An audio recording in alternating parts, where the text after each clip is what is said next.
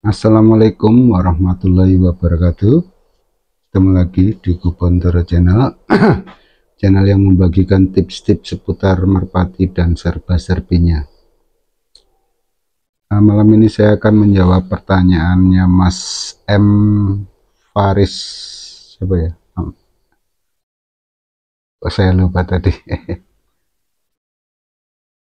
M. Faris atau siapa ya? Baru saya baca padahal maklum udah tua. Nah, pertanyaannya itu tentang ini ya, dada merpati yang tulangan dadanya ini. Mungkin yang Mas Faris maksudkan ini ya, apa, tulangan dada yang panjang kemudian menjorok ke dalam gini ya, menjorok ke dalam. Ada yang cuma datar gini ya, ada yang cuma datar tapi agak panjang, ada yang panjang menjorok ke dalam.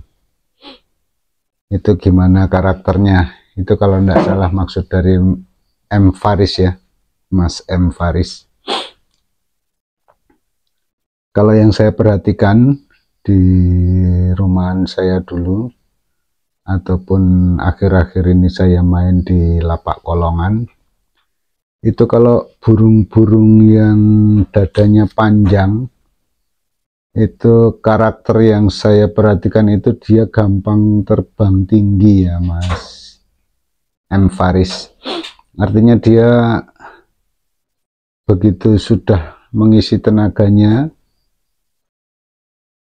taruhlah baru seperempat tenaga yang dia dapatkan dari hasil latihan, dia biasanya langsung naik tinggi. Itu yang saya perhatikan. Kalau untuk dada-dada yang cuma pendek itu biasanya agak lari dulu, dia agak lama. Itu yang saya perhatikan kalau untuk di kolongan. Kalau di rumahan itu biasanya menyesuaikan dengan tenaga, karena dia harus melewati pohon-pohonan, melewati daerah persawahan, melewati daerah perumahan, dia jadi otomatis akan berusaha naik terus. Walaupun pada akhirnya nanti yang dada pendek maupun yang dada panjang menjorok ke dalam itu sama-sama bisa tinggi ya. Artinya dalam lepasan jarak tertentu dia bisa seimbang tingginya. Kemudian kalau untuk yang dada panjang menjorok ke dalam, itu ada dua ya Mas M. Faris dan juga teman-teman. Ada yang model rata, ada yang model menjorok. Kalau yang model menjorok, kalau untuk rumahan saya tidak bisa memerincikan, artinya karena dia mencoloknya di rumah atau di genteng rumah ataupun di genteng kandang merpatinya itu ya, jadi jarang sekali diturunkan ke tanah. Jadi kalau untuk melihat cara turunnya biasanya dia cenderung lebih rapi.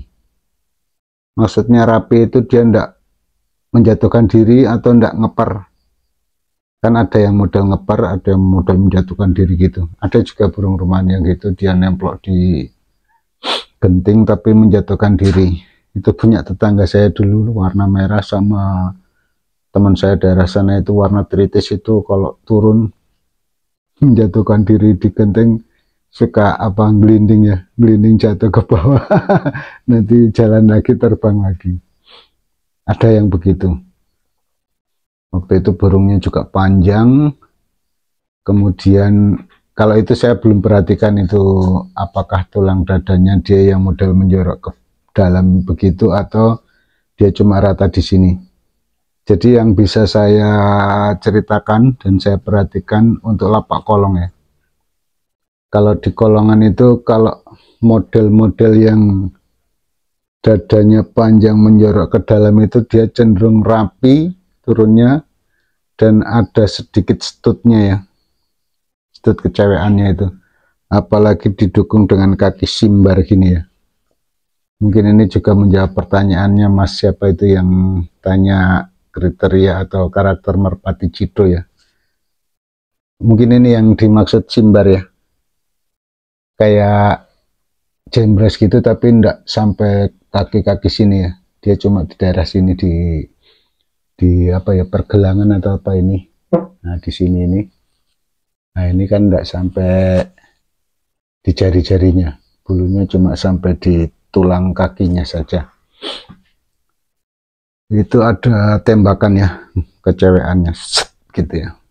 Dan biasanya cenderung rapi kalau untuk yang menjorok ke dalam. Walaupun kadang-kadang dia bisa juga agak kasar, tapi selama ini rata-rata dan kebanyakan itu dia rapi di cewekannya. Walaupun itu juga harus dilatih ya, dilatih untuk turun rapi di cewekan, tapi dasarnya dia harus yang agak menjorok ke dalam. Nah kalau yang dia agak rata gitu, dia tipe-tipe terbangannya itu kayaknya lari dulu ya, dia lari dulu. Selama latihan di kolongan itu saya perhatikan dia lari dulu sampai betul-betul dia udah agak naik, kemudian kita lihat terbangannya udah mulai bertenaga, kita gandengin dengan burung yang terbang tinggi. Biasanya itu nanti akan ikut tinggi, walaupun nanti belum bisa menyamai yang sudah terbiasa terbang tinggi. Biasanya dia gandul ya di bawahnya gitu. Nanti kalau sering dilatih juga terbangannya nanti bisa menyamai pelatihnya, karena cuma jarak 1 kilo itu biasanya burung itu ketinggiannya nggak sampai maksimal ya, artinya nggak sampai tinggi sekali kayak di rumahan. Nah kalau yang untuk dada rata itu biasanya yang kasar, biasanya dia lebih kasar daripada yang agak masuk ke dalam. Apalagi yang agak pendek sedikit terus cuma berasa di sini, cuma sampai di sini kira-kira ya. Nah ini, kalau ini kan dia masih jauh ke dalam sana. Kalau cuma sampai di sini ya, itu yang biasanya juga bisa kasar, itu bisa istilahnya kalau orang-orang bilang agak losder gitu ya. Kalau yang agak panjang agak panjang rata itu biasanya juga kasar nanti di bawahannya. Apalagi saat dia giringnya bagus, terus cara klepeknya juga sesuai dengan karakter burungnya, itu biasanya keluar dornya itu. Kalau yang dada nggak masuk ke dalam. Nah kalau yang masuk ke dalam itu yang yang rapi cenderung agak kasar, tapi ada nembaknya, set gitu ya. Itu yang saya perhatikan di kolongan.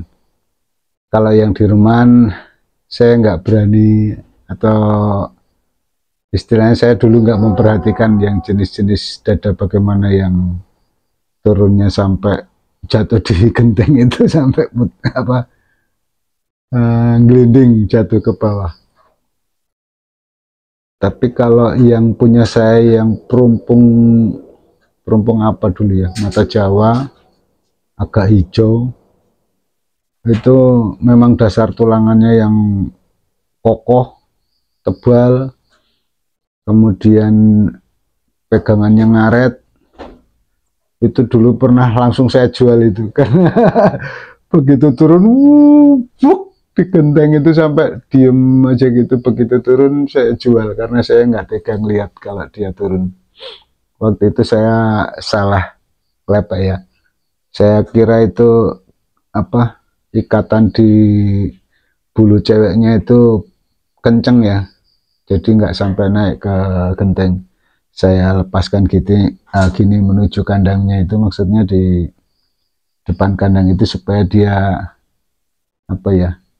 ada tempat yang cukup ya, ndak terlalu keras lah, supaya turunnya di situ. Saya maksudkan dia malah balik naik di genteng, cowokannya langsung langsung diem aja.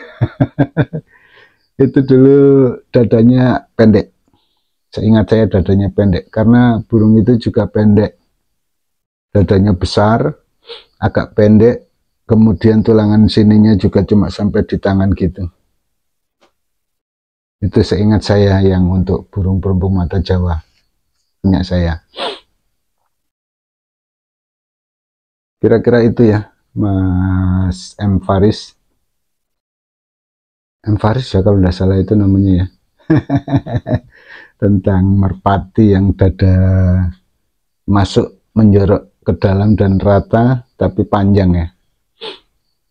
Oke, semoga ini bisa dijadikan referensi untuk teman-teman sekalian yang bermain merpati tinggian ataupun kolong yang sedang belajar seperti saya. Mudah-mudahan pengalaman saya ini berguna dan bisa dijadikan referensi untuk pemilihan merpati ya. Oke, akhir kata saya ucapkan terima kasih. Wassalamualaikum warahmatullahi wabarakatuh.